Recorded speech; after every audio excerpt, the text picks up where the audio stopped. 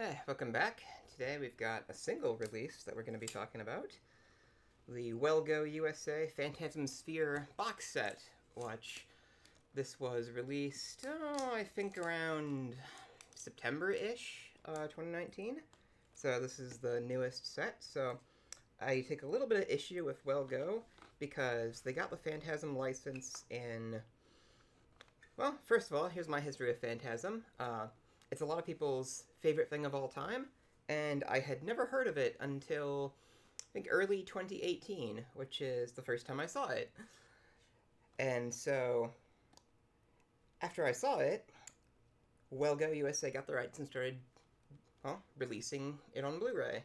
So, I bought the first Blu-ray that they released of the first Phantasm, and then about 6 or so months after that, they released a steelbook for Phantasm with some new content on it, so I ended up buying that.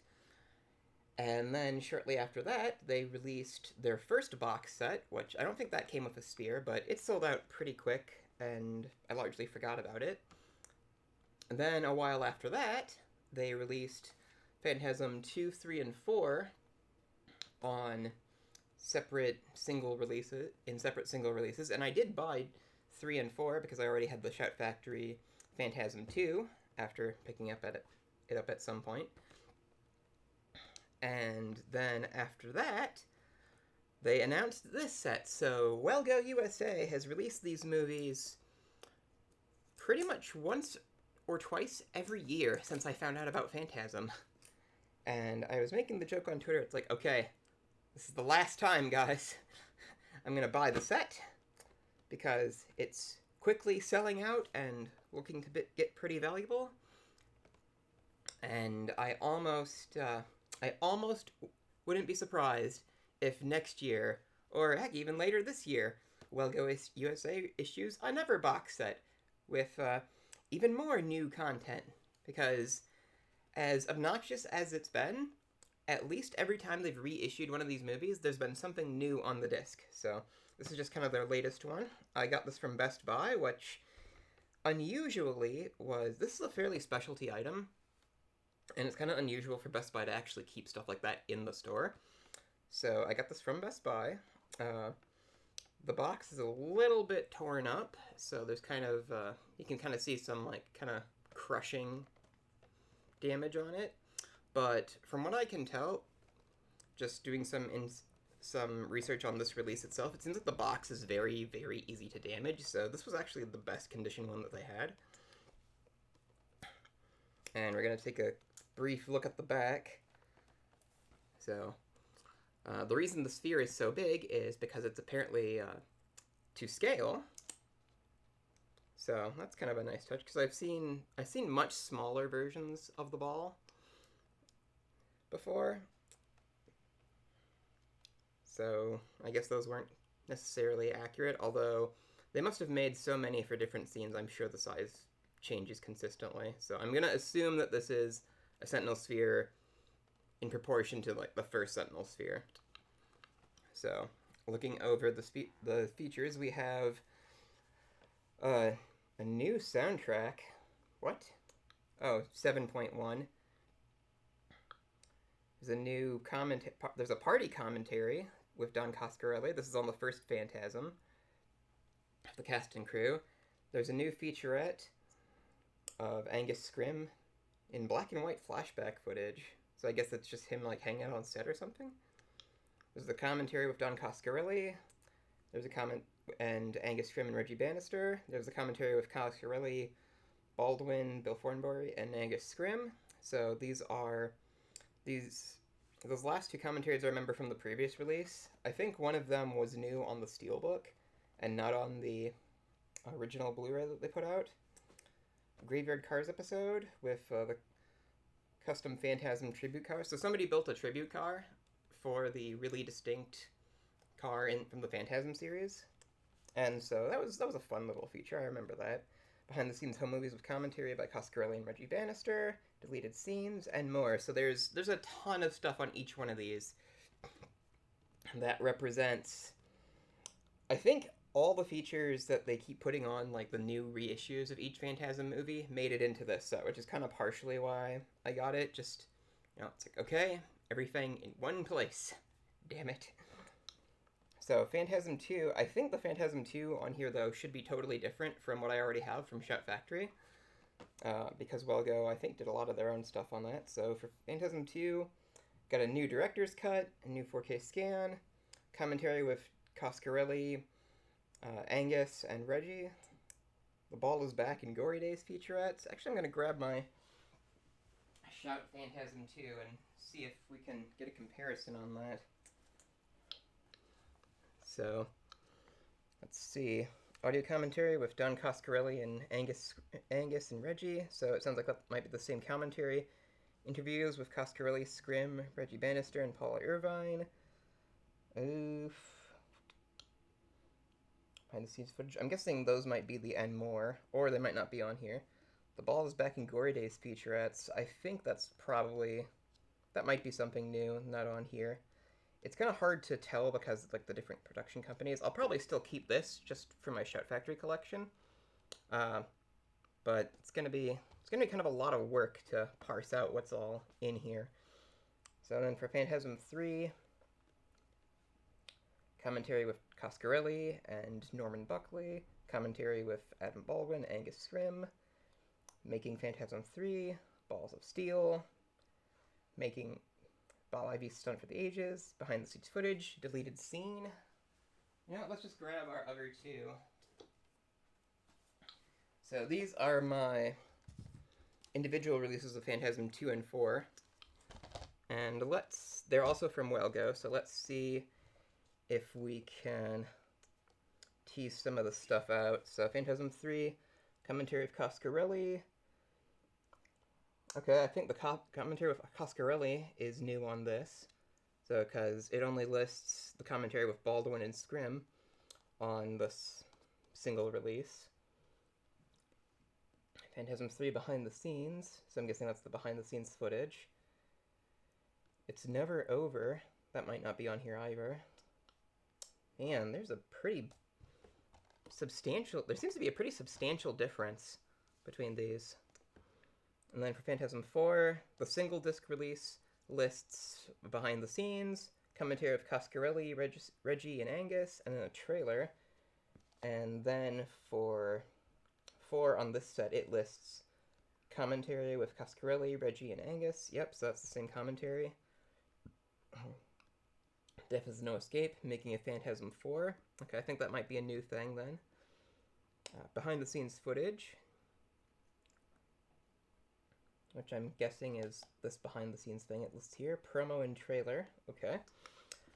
And then I was actually missing a Phantasm movie, Phantasm Ravager, which I guess not a lot of people were all that fond of, but I had never seen it, so that was part of my incentive for getting this, was to have Phantasm Ravager. So I can't really compare the extras on that with the other releases as I know them, but it's got a commentary with director and co-writer, and then Don Coscarelli, making of Ravager, interviews with Michael Baldwin, Kat Lester, Stephen Jutras, deleted scenes, behind the scenes, Xenotex, blah. And then there's a bonus disc with Phantasm Ravager, How It Was Made feature-length documentary. Ooh, that's gonna be long. Phantasm and You, a comic recap on the first 4 Phantasm films by the director of Ravager. Phantasmagoria, whatever that is. Phantasmagorical Mystery Tour of Reggie. Oh, there is a heck of a lot of stuff on this. Like, wow. So, and here's something I had missed before. This sphere is sized to the exact measurements of the screen-used prop from Don Coscarelli's personal collection. Well, damn.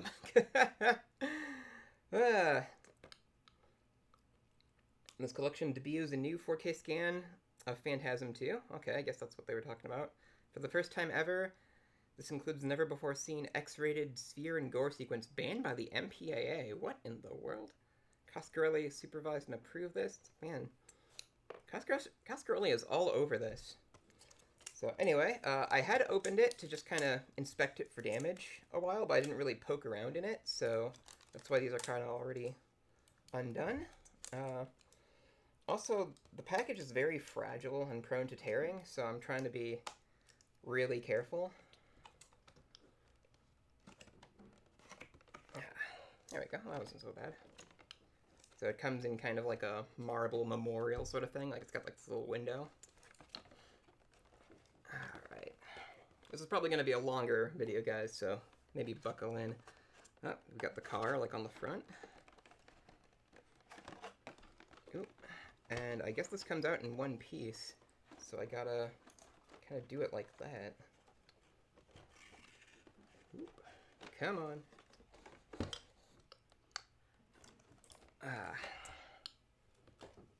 So, first things first. So it's got like a little stained glass kind of accent to it. So this is the part containing our sphere. A little picture of a tall man in the glass window, so inspecting it. Now, on some of the ones that I'd seen when I was picking it over in the store and like kind of looking it up and down, it seems like a lot of this part here gets like torn out during shipping from like the ball moves around and just like rips through it. So we got one in pretty good shape though. And the blades and the stand for the sphere are contained in that little spot there. So this is going to be one of those things that's kind of difficult to display because I'll have like this big box for it. And, well, the DVDs are, well, DVDs, the Blu-rays are at the bottom. So actually the side of, see that little window? Like that's the side of the Blu-ray set. But we're going to talk about the sphere first. So we should probably assemble it. So it's pretty nice.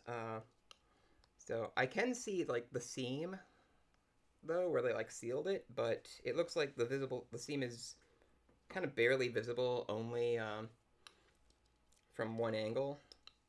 So at least they were good about hiding it. It seems like this picks up fingerprints pretty good though. So it's a clear stand, and it's got the tongs for the sphere too. These are I don't know if you can hear that. These are pretty cheap feeling plastic, honestly. Like I kind of would have, it would have been cool if this had been like a metal thing, but if it was, it probably would have weighed like 10 pounds and meant just a nightmare to deal with and ship. Because you'd essentially have like a lead ball like on top of your very frail cardboard case. So, and the spikes actually stick in pretty cleanly and easily. So I think they lock in if I push down on it hard enough. Yeah, there we go. So I'm not sure how I'm going to display this, so maybe I shouldn't push them all the way in though. But as you can see, they go in and look pretty good, honestly. Like if you're gonna just like have this like on the shelf like that, then ooh, it actually spins pretty freely on its base as well. So yeah, it's very handsome. Boy.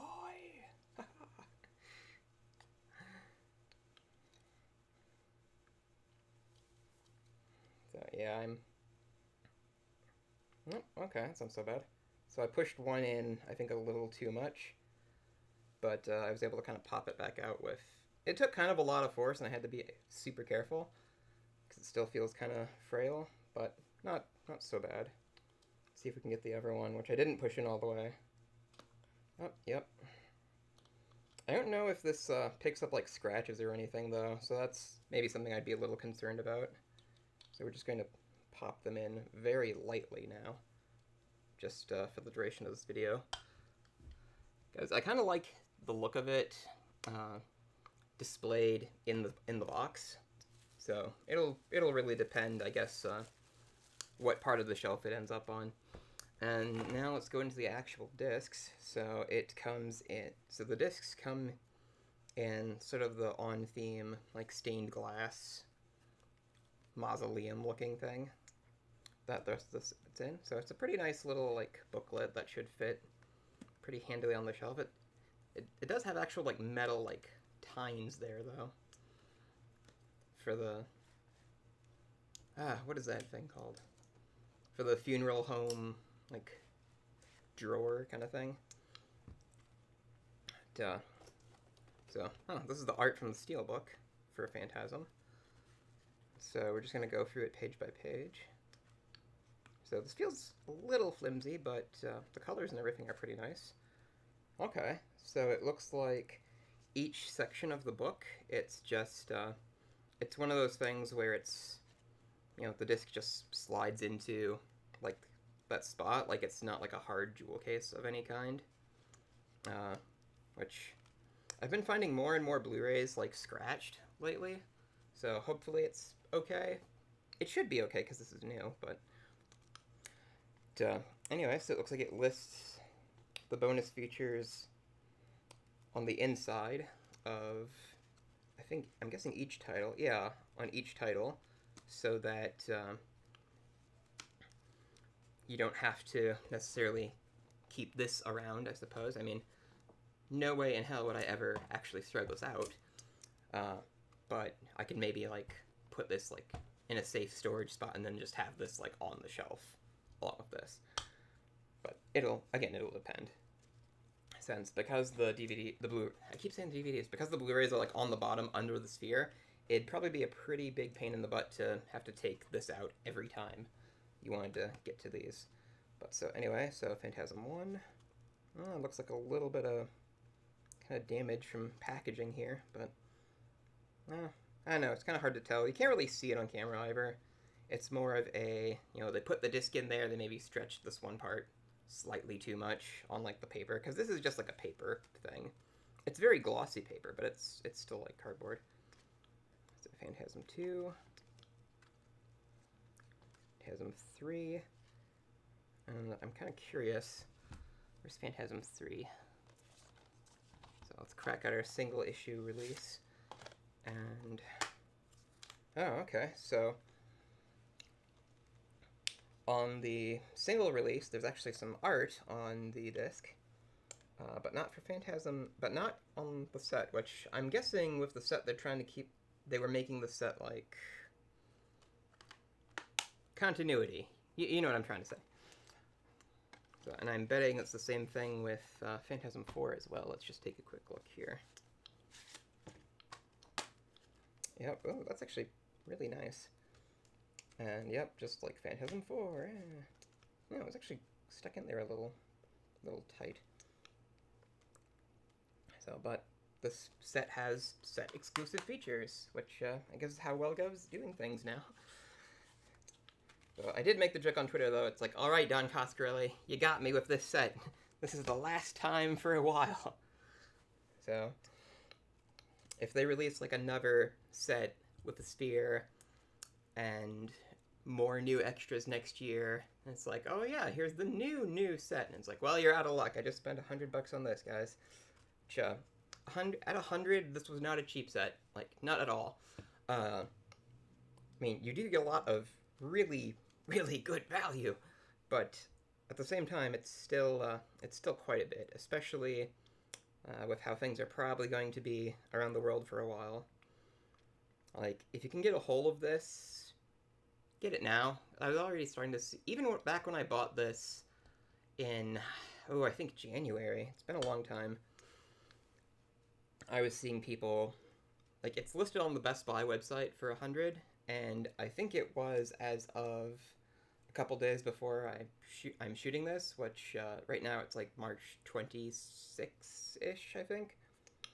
So I think you can still get this from BestBuy.com, but I was still seeing people, like, scalping it on eBay for, like, 200 successfully. Like, people were buying it at that rate.